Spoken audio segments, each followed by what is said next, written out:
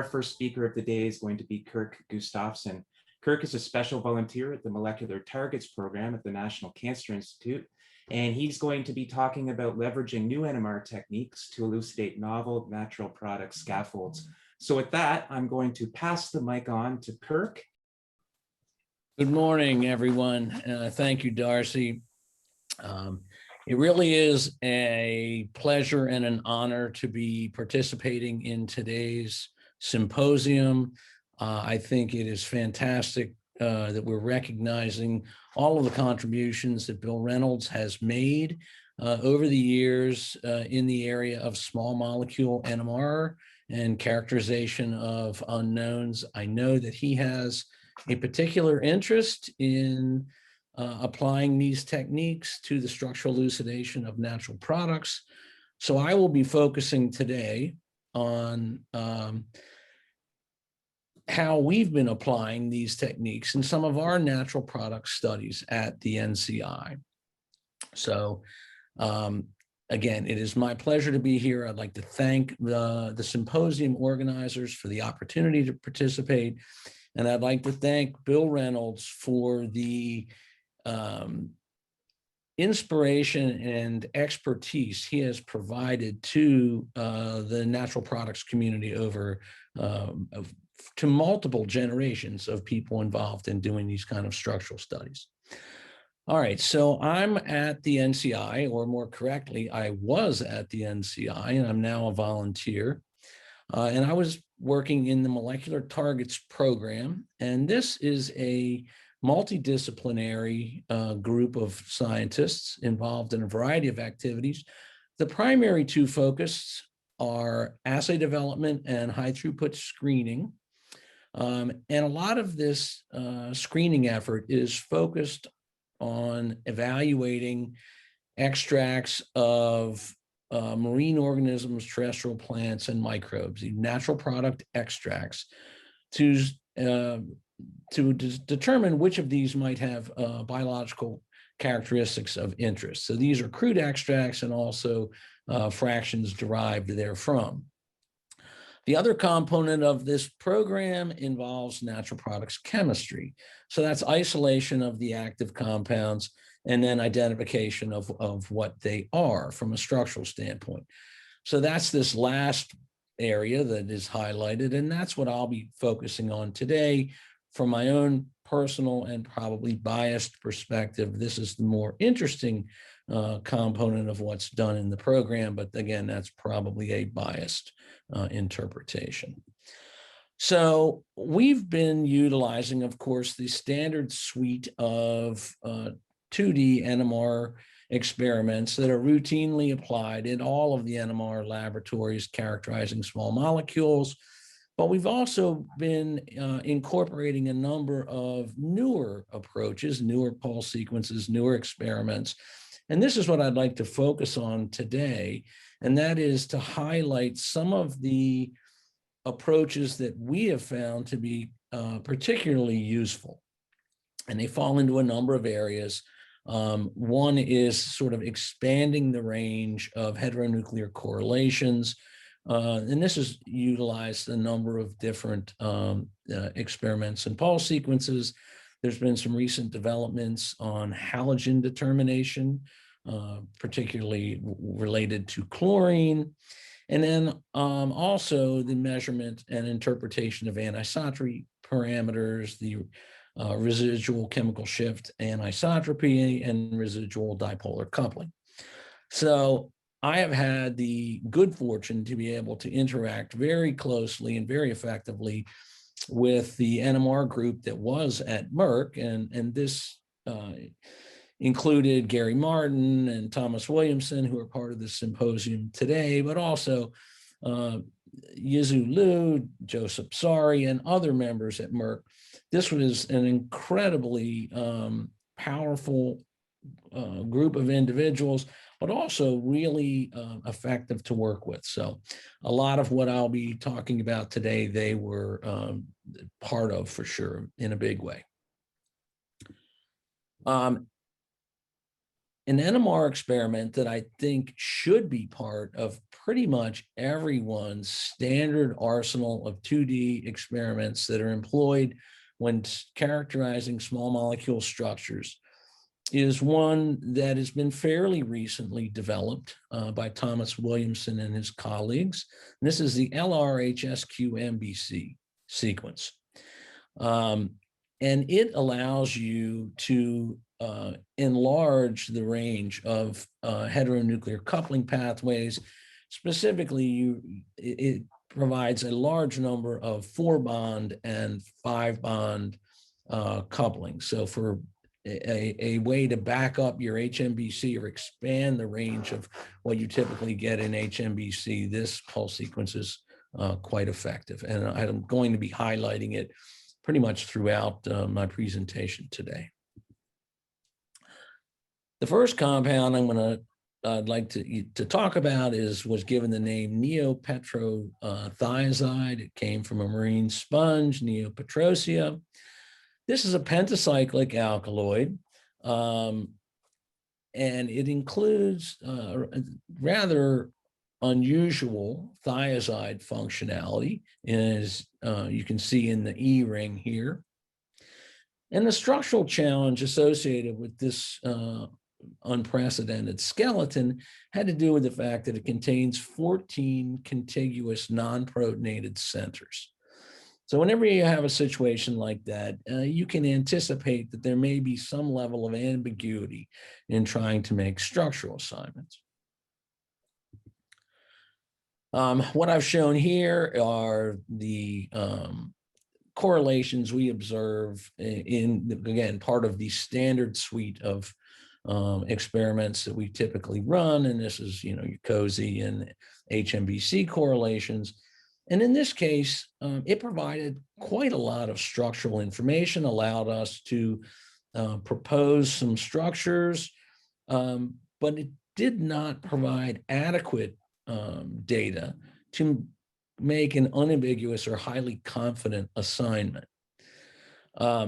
So here's where the LR-HSQMBC came in, as well as HMBC that was optimized for 2 Hertz couplings.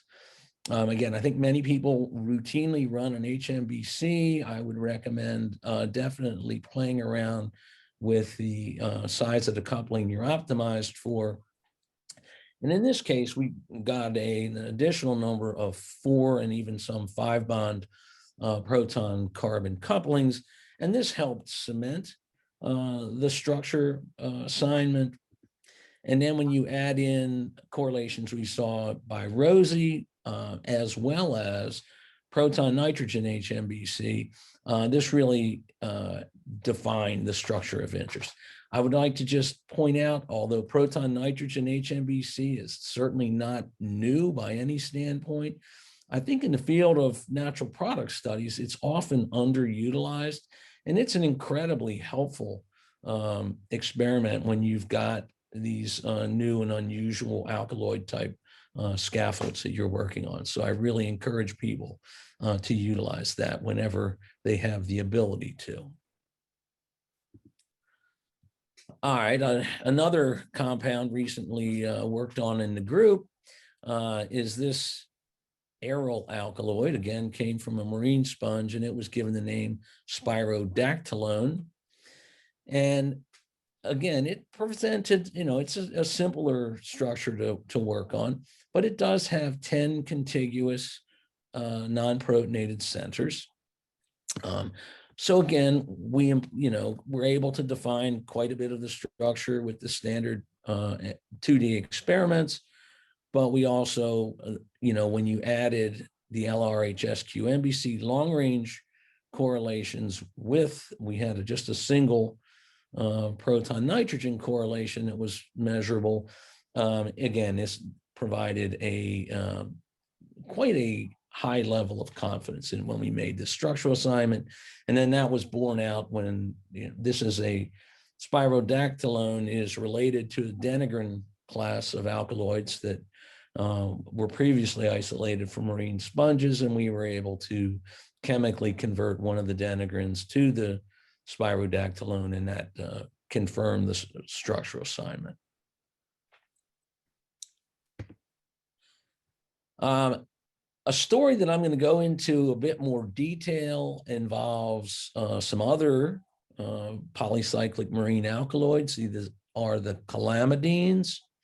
They were isolated from a marine bryozoan, Calabugula intermis.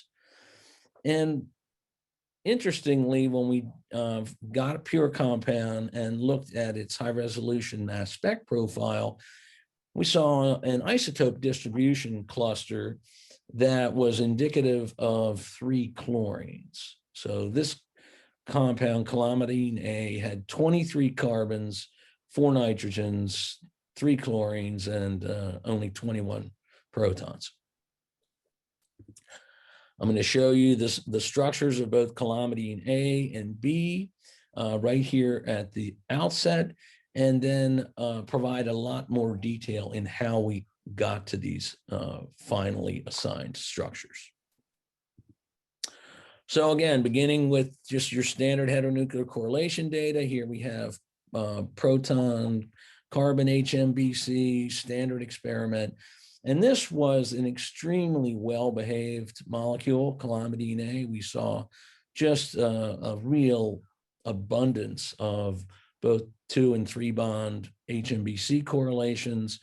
And with that data in hand, we were able to propose the Caulamidine structural scaffold. But we wanted more data, and that was provided again by proton nitrogen HMBC. And this allowed us to quite firmly fix the position of the nitrogen atoms in this molecule. But with the idea that more data is always better in supporting the structure of a new unprecedented scaffold, we looked at both the LR-HSQMBC experiment, shown here in orange, and these orange correlations are all additional correlations that we had not seen in the standard HMBC. So these are proton carbon. And again, just a large number, all of them were consistent with the proposed Caulamidine structure. And then to carry it even further, we did the HSQMBC toxi, and that provided these green correlations, which again are in addition to the blue and orange. So we really had a very large number of proton carbon correlations, all of which were consistent with the proposed structure. So that's quite comforting. However, again, more data is always better. We employed the 1,1 HD adequate experiment. This was developed again by Gary Martin, Thomas Williamson, and their colleagues. And what this is a proton detection of C13-C13 coupling. Now, whenever you're talking C13-C13 coupling, it's not a highly sensitive experiment, but the HD version of this is a higher sensitivity, and it allows us, with the relatively small amount of material that we had, to get good 1,1 HD adequate correlations. And what these correlations provide you is the equivalent of a 2-bond HMBC. Now, HMBC is an incredibly useful experiment, but there is often ambiguity on whether what you're observing is a 2-bond or a 3-bond correlation. And there really is not a good way to firmly establish connectivity between a protonated carbon and an adjacent non-protonated carbon. You certainly can't do it with HMBC and many other experiments. So this is a way to do it. So with the Caulamidine, we're able to confirm these connectivities. Again, this is all protonated carbons adjacent to non-protonated centers. And with that, we were quite confident of the structural scaffold we were dealing with. Both the relative and absolute configurations were assigned, relative by characteristic and diagnostic NOE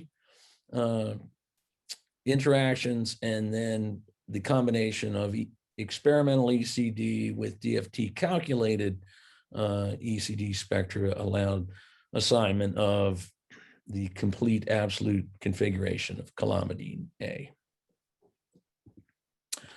Caulamidine B was a slightly different story, the same basic carbon-nitrogen scaffold, but the halogen distribution and substitution pattern was different. Caulamidine B had 2 bromines and 1 chlorine, whereas Caulamidine A had 3 chlorines. Interestingly, the halogen, initially we just assumed that you would be swapping out 2 of the chlorines for 2 bromines in Caulamidine B, but that is not the case. The sites of halogenation were different.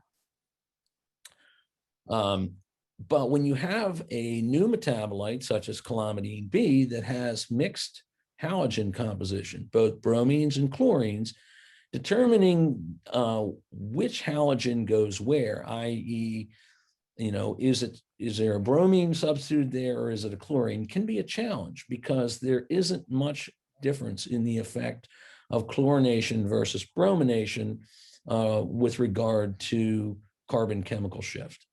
But in this case, we were quite certain that in Caulamidine B, the chlorine was at this C11 position because both the proton and the carbon chemical shifts at C11 in Caulamidine B were almost identical to those measured in Caulamidine A. So we were pretty confident of that, but it's always nice to have more data. So in this case, we employed the BS HSQC experiment. This is a high-resolution band-selective version of HSQC developed in the Malinsky laboratory. And what this does is it allows you to visualize these C35 or CL35, CL37 isotope effect on the chlorinated carbon.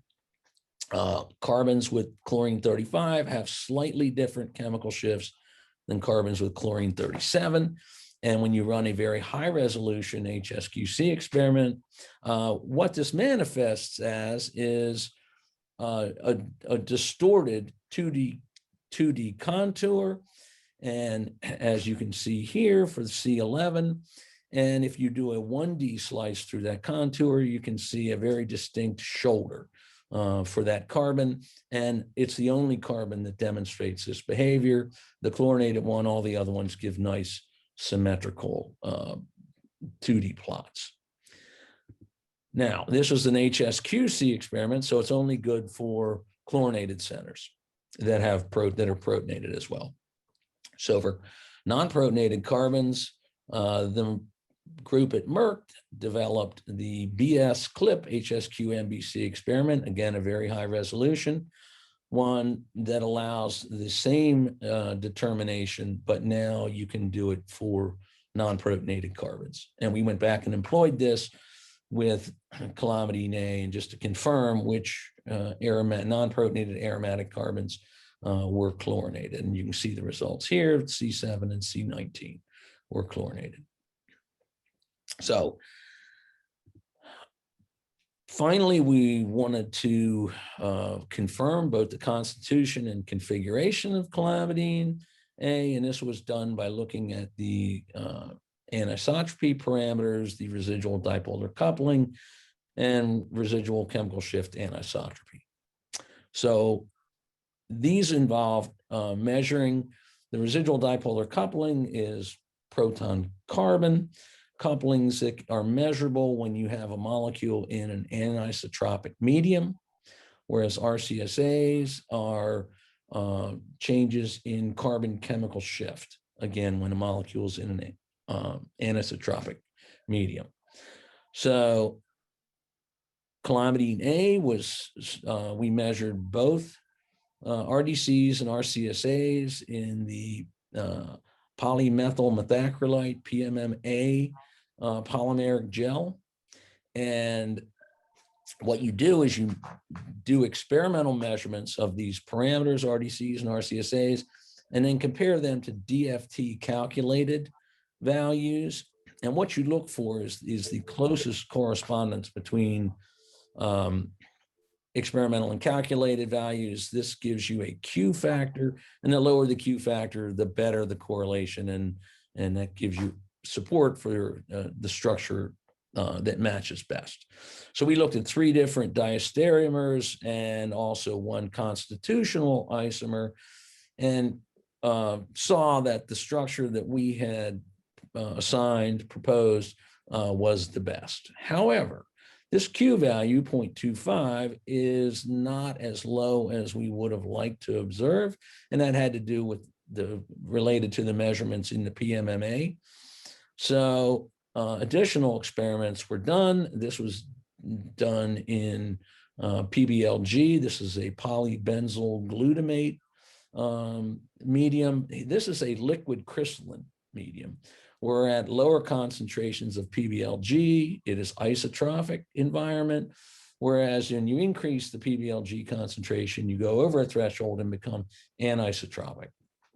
Anyway, this was done with RCSAs alone, and when we did that with Caulamidine, we got a Q factor of 0.07. And when this was with the stereochemistry, the proposed stereochemistry at C11 with the chlorinated site. When we inverted that stereochemistry, you can see that the Q factor went way up, and the C11 value circled there in red was way off of the difference between the calculated and experimental was quite evident. All right, so this was the entire suite of approaches in our toolbox that we threw at the Caulamidines, and we were able to confidently, at the end of all this, have complete structural assignments for both Caulamidines A and B. Okay. All right, so back to a simpler story. Thank you. Are we running out of time? Just a couple of minutes. Okay, this will be quick. This is Dictyospiromide. It's a spirosuccinamide from a brown algae. Gave very simple looking proton NMR. Show you the structure here. Again, we were able to put together the planar structure with standard suite of NMR experiments. However, there was questions concerning the configuration at the spirocarbon C2 and also the double bond geometry of that exocyclic olefin. Everything else we were able to put together with the NOESY correlations and so forth, and coupling constant analysis. We ran these RCSA experiments again, and we're able to demonstrate that the one that we proposed from the NOEs, the 1E2R configuration, was the correct one for Dictyospiromide. Finally, I'm going to end it with some Pentacyclic Sesterterpenes from an Aspergillus culture. The real issue here had to do with the configuration of the hemiketal and oxymethine centers. So both RDCs and RCSA measurements were made in the polyhema gel this time.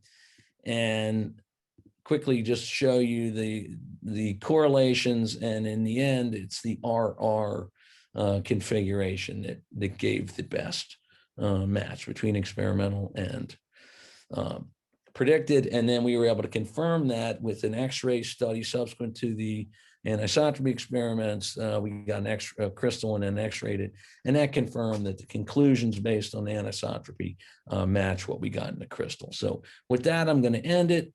I hope I've convinced everybody that natural products have some very interesting new chemical diversity. This is a source of lead bioactive compounds. New scaffolds can be identified using some of these new experiments, including a really powerful one, LR-HSQMBC.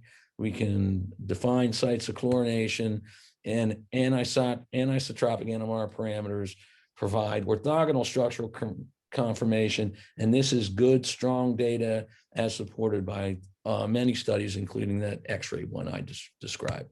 So I'd like to thank my colleagues at the Molecular Targets Program and also the collaborators I've had who used to be at Merck, and none of them are now. But when they were there, it was one heck of a powerful group of people and a good group to work with. So with that, I'm going to end my presentation. Thank you for your attention. And again, I just want to say it was such a pleasure to be part of this for Bill Reynolds. So thank you.